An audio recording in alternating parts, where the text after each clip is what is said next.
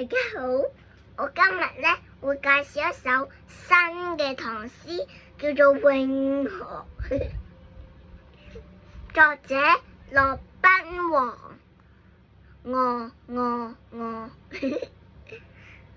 曲項向天歌，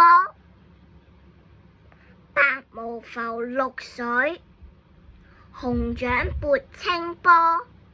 嚟多次，唐詩《詠鵝》，作者駱賓王。曲項向天歌，白毛浮綠水，紅掌撥清波。拜拜，記得訂閱我哋嘅頻道啦，仲有其他影片睇㗎啦。我嘅頻道點串啦？就打 CAYSON BB， 咁就會見到我哋嘅開心學習影片睇啦。好啦，今集嘅影片就拍到呢度啦，拜拜。